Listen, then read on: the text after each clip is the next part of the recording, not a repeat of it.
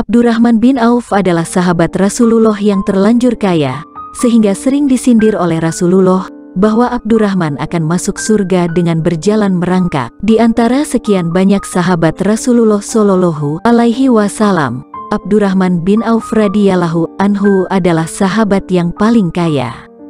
Beliau dikisahkan pernah memborong dagangan dari kota Syam dan dibawa pulang ke Madinah. Aisyah radhiyallahu anha menceritakan, Abdurrahman bin Auf seringkali membawa pulang 700 kontainer dagangan seperti barisan pawai yang tak ada putusnya. Abdurrahman bin Auf adalah sahabat Rasulullah yang terlanjur kaya, sehingga sering disindir oleh Rasulullah bahwa Abdurrahman akan masuk surga dengan berjalan merangkak. Para sahabat penasaran ketika mendengar perkataan Rasulullah ini. Kenapa dia masuk dengan merangkak tidak seperti sahabat lainnya yang berjalan super kilat pada waktu masuk surga? Rasulullah Shallallahu Alaihi Wasallam menjawab, sebab dia terlalu kaya. Abdurrahman bin Auf sering menangis teringat sabda Rasulullah ini. Beliau sering berdoa, jadikan aku ini miskin. Aku ingin seperti Mus'ab bin Umair atau Hamzah yang hanya meninggalkan sehelai kain pada saat meninggal dunia. Ketika jasadnya dibungkus kafan, kakinya tertutup tapi kepalanya terbuka. Ketika ditarik ke atas, kepalanya tertutup tapi kakinya terbuka. Ya Allah, rintihnya. Abdurrahman bin Auf berusaha keras agar bisa menjadi miskin. Setelah perang Tabuk, kurma di Madinah yang ditinggalkan sahabat menjadi busuk. Lalu harganya jatuh. Abdurrahman bin Auf menjual semua hartanya, kemudian memborong semua kurma busuk milik sahabat tadi dengan harga setara kurma yang bagus. Sahabat gembira sebab semua dagangannya laku. Abdurrahman bin Auf juga gembira sebab berharap jatuh miskin. Tiba-tiba, datang utusan dari Yaman membawa berita, Raja Yaman mencari kurma busuk. Di Yaman sedang berjangkit wabah penyakit menular, dan obat yang bisa menyembuhkannya adalah kurma busuk. Utusan Raja Yaman berniat memborong semua kurma Abdurrahman bin Auf dengan harga 10 kali lipat dari harga kurma biasa. Allahu Akbar. Orang lain berusaha keras jadi kaya. Sebaliknya, Abdurrahman bin Auf berusaha keras jadi miskin, tapi selalu gagal. Benarlah firman Allah, wahai manusia, di langit ada rezeki bagi kalian. Juga semua karunia yang dijanjikan pada kalian. Quran Surat Az-Zariyat ayat 22. Abdurrahman bin Auf ditakdirkan menjadi orang kaya selama hidupnya. Beliau sering berkonsultasi kepada Rasulullah bagaimana supaya dirinya dapat masuk ke surga minimal berjalan kaki, tidak merangkak. Jawab Rasulullah, perbanyak bersedekah niscaya kakimu menjadi ringan untuk masuk surga. Dalam catatan sejarah, pada akhir hayatnya Abdurrahman bin Auf berwasiat membagi hartanya menjadi 3 bagian, sepertiga dibagikan untuk modal usaha sahabatnya, sepertiga untuk melunasi hutang-hutangnya, dan sepertiga lagi untuk dibagi-bagikan kepada fakir miskin. Semua dilakukan untuk meringankan langkahnya memasuki pintu surga. Manusia pada umumnya berlomba-lomba mengumpulkan harta kekayaannya untuk menjadi kaya. Berbagai kepentingan dunia dipikirkan, tanpa disadari lupa apakah sudah mengumpulkan bekal di akhirat. Dari Abdurrahman bin Auf mungkin kita bisa belajar bahwa harta bukanlah segalanya. Beliau adalah salah satu sahabat Nabi yang kaya raya namun gemar sedekah. Abdurrahman bin Auf lahir dari ibu bernama Safiyah, sedangkan ayahnya bernama Abdul Harits bin Zahrah. Dengan kekayaannya yang dimiliki, dia justru menangis karena khawatir akan memasuki surga paling terakhir. Agar jatuh miskin, Abdurrahman bin Auf pernah menyedekahkan separuh hartanya pada zaman Nabi.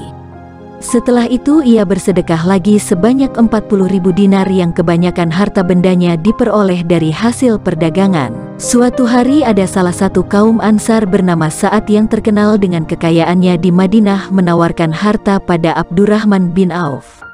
Akan tetapi, saat itu penawaran ditolak dan dia malah bertanya lokasi pasar yang ada di Madinah saat itu. Setelah dicari tahu, ternyata harga sewa pasar di Madinah sangat mahal. Banyak orang-orang yang ingin berdagang namun tidak ada modal besar untuk menyewa tempat. Dengan peluang dan inisiatifnya, Abdurrahman bin Auf membeli tanah itu dan menjadikannya sebagai kafling-kafling pasar. Kafling-kafling tersebut dia bangun dan digunakan oleh pedagang muslim tanpa membayar sewa. Abdurrahman bin Auf menerapkan sistem bagi hasil yang lebih adil, sehingga tidak memberatkan dan mencekik para pedagang yang masih merintis.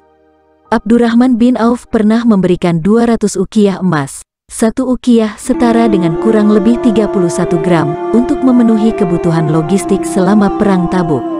Saat ada seruan untuk berinfak dari Rasulullah, ia tak pernah berpikir panjang dan ragu-ragu.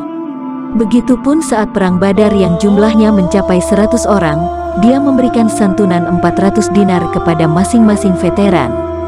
Abdurrahman bin Auf juga menyumbangkan 40.000 dinar, 500 ekor kuda, dan 1.500 unta untuk para pejuang. Abdurrahman bin Auf pernah memberikan dagangannya sebanyak 700 ekor unta untuk dibagikan pada penduduk Madinah. Ia juga berwasiat agar setiap muslim yang ikut Perang Badar yang masih hidup diberi 400 dinar dari hartanya. Abdurrahman bin Auf adalah sahabat Rasulullah yang gagal miskin. Karena takut masuk surga dengan merangkak, ia makin gencar membelanjakan hartanya di jalan Allah. Alih-alih hartanya berkurang karena disedekahkan, yang ada malah terus bertambah. Bahkan tercatat saat Abdurrahman bin Auf saat wafat masih meninggalkan harta sebesar 2.560.000 dinar, setara 3.072 triliun rupiah. Sahabat lain yang juga gagal miskin adalah Utsman ibn Affan. Kekayaan menantu Rasulullah SAW ini sangat fantastis. Bukan dari jumlahnya, namun yang mencengangkan, sahabat lain yang juga gagal miskin adalah Utsman ibn Affan. Kekayaan menantu Rasulullah ini sangat fantastis. Bukan dari jumlahnya, namun yang mencengangkan, harta itu masih abadi dan terus bertambah, bahkan 14 abad setelah wafat. Suatu kali Utsman mewakafkan kebun beserta isinya 1.500 batang pohon kurma. Kebun ini terus menghasilkan dan terkelola dengan baik, sekalipun penguasa wilayah Madinah silih berganti. Hingga kini kebun dan tanah wakaf itu berada di bawah pengawasan Departemen Pertanian Arab Saudi. Sebagian dana itu lalu dikelola dengan dibangun Hotel Bintang 5 di samping Masjid Utsman bin Affan, di kawasan Markaziyah. Di saat Abdurrahman bin Auf merelakan semua hartanya agar jatuh miskin, saat itu pula Allah memberikan limpahan harta berkali-kali lipat untuknya. Hingga pada waktunya, dia meninggal di usia 72 tahun dan masuk dalam deretan 10 sahabat Nabi yang dijamin masuk surga. Baginya, warisan terbaik yang ditinggalkan pada keluarganya saat meninggal bukanlah harta atau kekayaan, melainkan ajaran Islam dan teladan dari Rasulullah. Semoga kita bisa meneladani sifat dari seorang Abdurrahman bin Auf.